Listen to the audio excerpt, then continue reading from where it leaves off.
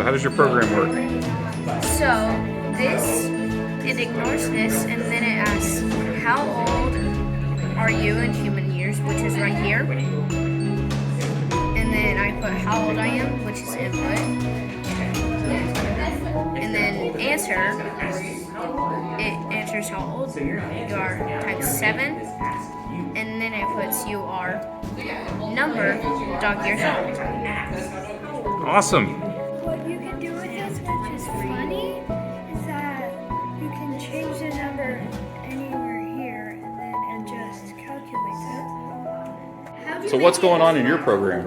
Okay, so basically it's if you put in this amount of years, then it shows it. And also it's really mean. How are you? Oh, that's really mean. I But made it mean. but what if you type in something smaller? If you type in something smaller, which is mine, it just displays how old you are in dollars. Oh, pretty cool. Which is how old you are multiplied by 7. The magic of the if statement. Magic, it's better at math than me.